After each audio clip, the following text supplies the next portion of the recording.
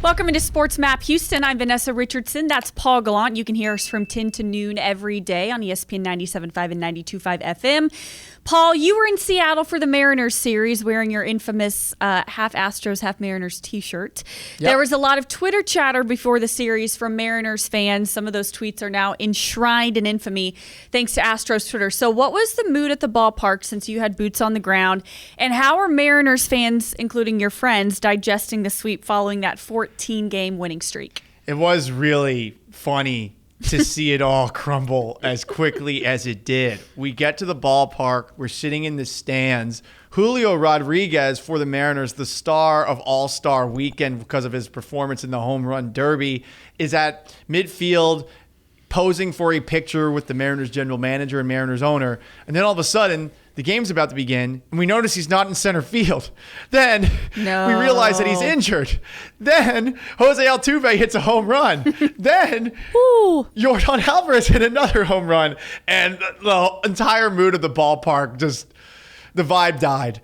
It died pretty quickly. And while there was a moment where everyone got a little excited in the eighth inning where the Mariners had a chance on Friday, from there, the rest of the weekend was once again just more Astros bullying the Seattle Mariners. And I think it really goes to show you that Seattle, while exciting, while flashy, while very, very, I think, enthralling to their fan base in the midst of that 14-game winning streak they had, if they don't have their best player out there, they're hopefully for them, second coming of Ken Griffey Jr., they don't have a chance against this Astros team. All right, so even as the Astros creep up on the Yankees for the best record in the AL, they still have some concerns. Michael Brantley has that shoulder issue we don't know a lot about. All signs point to Jason Castro possibly being done for the season, although we don't know yet for sure. Yordan, of course, has that sore hand. So it's not crazy to think that the Astros are going to be in the market for a bat.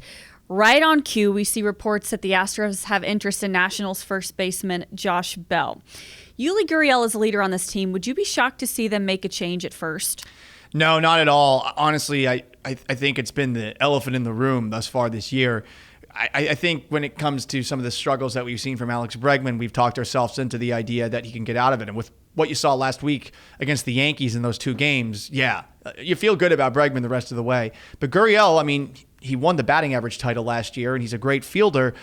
He has not been anywhere close to the same hitter this season. Is that because of getting rid of I think it was Coke and pizzas during the offseason? I don't know. Bring back the Coke and pizzas. Right. Yeah. How funny is it that being Coca-Cola, by the way. Yes, Coca-Cola, by the way. Okay, How funny is it that being in better shape for a season could potentially be the reason that things aren't going so well? But they need a better first baseman, and Bell, for his part, is hitting 300 plus this year. And okay, maybe he's not going to be the same glove as Gurriel, who is one of the best in the game at first base, but you need more offense. This lineup can't afford to have any weak spots, even if they are doing very well against the New York Yankees or any challenger in the American League. I don't think you can ever be complacent if you're this Astros team. If Bell's available, I'm assuming he would be potentially cheap, just given the fact that the Nationals aren't very good. You probably have to give up one of your prospects, but isn't that worth it in the short term? I say you definitely think about it. And I mean, if Gurriel goes to the bench, so be it. You got to perform in this league, and you got to perform if you're going to stick on the lineup of the best baseball team in the major leagues for the last 5 years. Josh Bell and I would be reunited, by the way, when I was the in-game host for the Pittsburgh Pirates AAA Indianapolis Indians.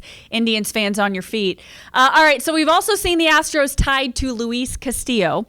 Are you surprised to see them reportedly having interest in pitching, especially with Lance McCullers Jr. just making his rehab start with the Corpus Christi Hooks? Not surprising, because it's just been a strange season from that injury perspective, whether it's Jake Odorizzi being out as long as he's been out and having some of the inconsistency issues that he has had. Same thing with Lance McCullers. We always feel like we're hearing updates about McCullers. You think that he's going to be right around the corner as far as the return goes, and then a month goes by, and then another month goes by. Not surprised at all that they're thinking about pitching.